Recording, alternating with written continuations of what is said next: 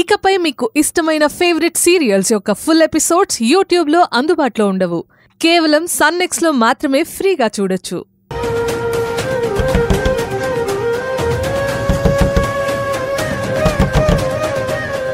నేను చూసొస్తాను సుందరం, నువ్వు రెస్ట్ చేసుకో.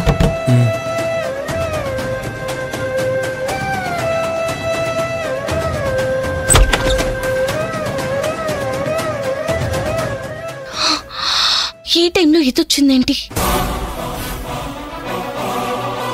ఈ టైంలో వచ్చారేంటి? చిన్నయ్య కారు ఇక్కడుందేంటి? ఓ అదా, మధ్యాహ్నం ఇటువైపు వెళ్తుంటే కార్ ట్రబుల్ ఇచ్చిందని ఇక్కడ పెట్టి క్యాబ్ బుక్ చేసుకుని వెళ్ళాడు. అప్పుడు నేను ఇంట్లో లేను, నాకు కూడా వాచ్మెన్ చెప్పాడు. ఓ అవునా, అది సరే. ఆ రోజు మీరు సంతోషాన్ని చూశారు కదా?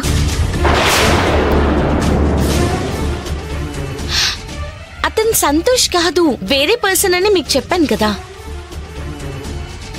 ఒకవేళ సుందరం ఇక్కడికి వస్తే అంతే సంగతులు.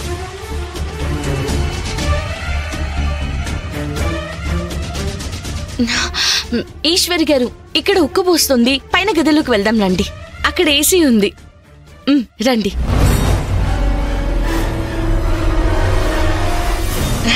రండి రండి. మీరు ఇక్కడే కూర్చోండి, నేను ఇప్పుడే వస్తాను.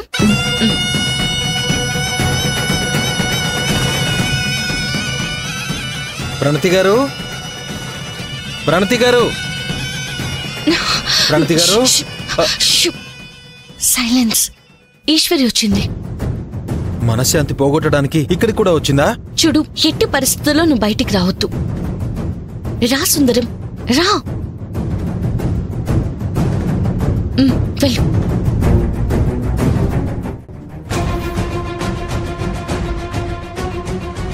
ప్రణతి గారు, సంతోష్ సార్ నిజంగానే బతుకున్నారు తెలుసా? ఎక్కడా? మా ఇంట్లోకి నా కారులోనే వచ్చి మమ్మల్ని మాట్లాడించకుండానే ఎలా వెళ్ళిపోయారో చూడండి.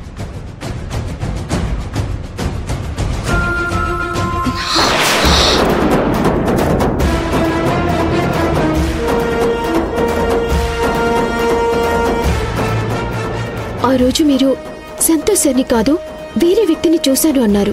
కానీ ఇక్కడ నిజమైన సంతోష్ సారే ఇంటికొచ్చారు, చూసారా? సంతోష్ సార్ వాసుదేవ్ బాబాయ్ని చూసి ఎందుకు పారిపోయారు? ధైర్యంగా హంతకుడెవరో చెప్పి వాసుదేవ్ బాబాయ్ అంత చూసుండేవారు. మరి అలా ఎందుకు చేయలేదు?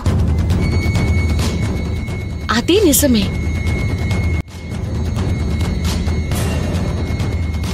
నాకంత కన్ఫ్యూజింగ్ గా ఉంది. నాకు కూడా కన్ఫ్యూజన్ గానే ఉంది. అసలు మీ ఇంటికి వచ్చింది సంతోషా కాదా అని. అలా అయితే సంతోష్ సార్ గురించి సోషల్ మీడియాలో పబ్లిసిటీ చేయటం కానీ, పోలీసులకి కంప్లైంట్ చేయడం కానీ ఏదైనా చేద్దామా? నో నో నో, ఎట్టి పరిస్థితుల్లో అలా చేయకూడదు. అలా చేస్తే డేంజర్. వాసుదేవ్ వాళ్ళకి సంతోష్ విషయం తెలిస్తే సంతోష్ ఏ మూలన దాక్కున్నా పట్టుకుని చంపేస్తాడు. అలా చేస్తే ఉన్న ఒక్క ఆధారం కూడా పోతుంది. మనమే ఎలాగైనా సంతోష్ ని వెతికి పట్టుకుని కోర్టులో సాక్ష్యం చెప్పిద్దాం. మీరు ధైర్యంగా ఉండండి. ఇప్పటికే చాలా లేట్ అయింది, వెళ్ళి రెస్ట్ తీసుకోండి. మంచి సలహా ఇచ్చినందుకు థ్యాంక్స్ ప్రణతి గారు.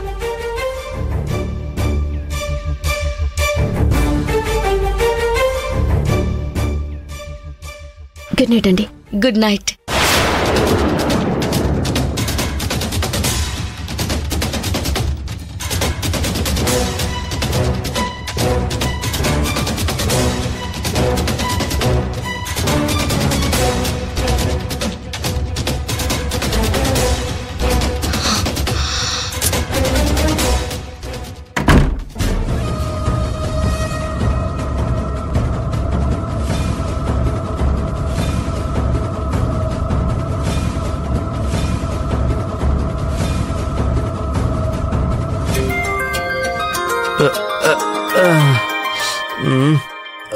హలో,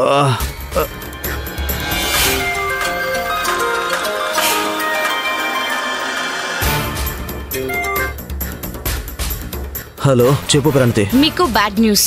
సంతోష్ బతికే ఉన్నాడన్న విషయం ఈశ్వరికి తెలిసింది. అంతేకాదు, వాడు మీ ఇంటికొచ్చాడు. ఏంటి ప్రణతి?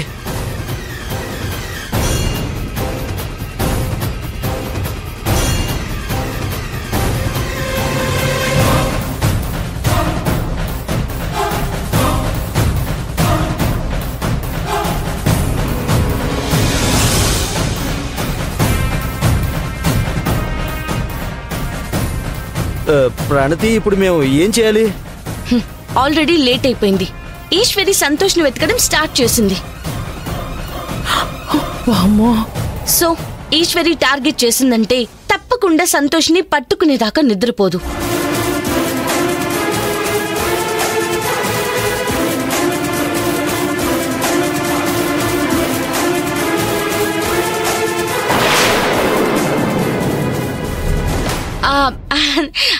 అదే మోనికా, షూర్ గా ఈసారి కలుద్దాం. ఉంటాను, బాయ్. హలో, ఏంటండి ఈ టైంలో ఎవరితో మాట్లాడుతున్నారు? యూఎస్ నుంచి మా ఫ్రెండ్ వచ్చింది, కలుద్దాం రమ్మంటూ ఫోన్ చేసింది. సరే, ఈశ్వరి ఏం మాట్లాడింది?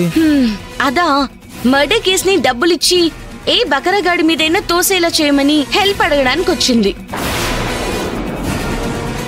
నేను తనకి ఫేవర్ గా ఉన్నానని అనుకుని అడిగింది.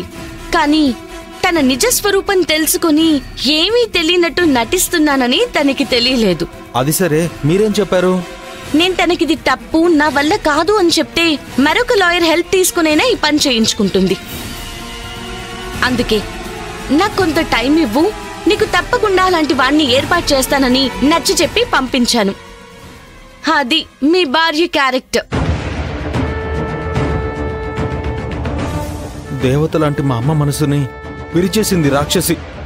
ఇంకా ఎన్నెన్ని కుట్రలు చేస్తుందో, ఎంతగా మా పరువుని బజారుకి ఏడుస్తుందో తలుచుకుంటేనే భయమేస్తుంది ప్రణతి గారు. కర్మ సుందరం, అనుభవించాల్సిందే. కానీ వీలైనంత తొందరలో నేను సొల్యూషన్ కనిపెడతాను. Don't worry.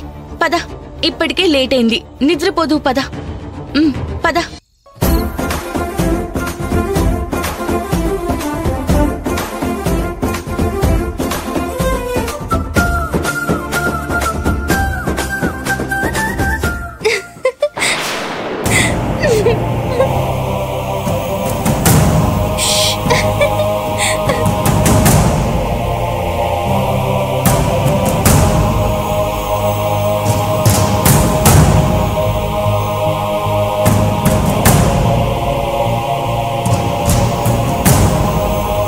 అభి,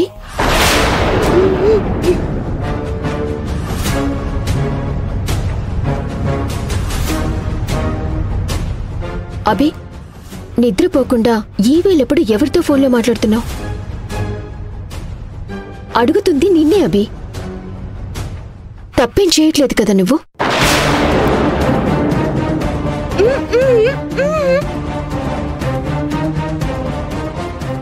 ఏంటి?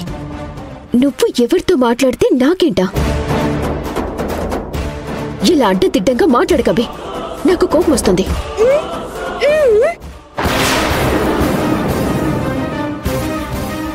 అభి, నిన్ను నేను చంపడం ఏంటి? ఏం మాట్లాడుతున్నావు? అడిగిన దానికి మాత్రమే సమాధానం చెప్పు. అనవసరమైన ప్రస్తావన తీసుకురావద్దు.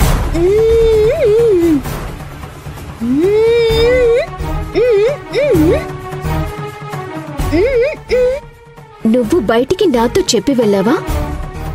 నిన్ను నేను అడిగానా? నన్ను నువ్వెందుకు అడుగుతున్నావు అంటున్నావా? సరే, అడుగబి, చెప్తాను. నీకు కాకపోతే ఇంకెవరికి చెప్తాను? పని మీద ప్రణతి గారింటికి వెళ్ళొస్తున్నాను. ఈ టైంలో ఎవరితో వీడియో కాల్ మాట్లాడుతున్నావు? చైతన్యతోనా?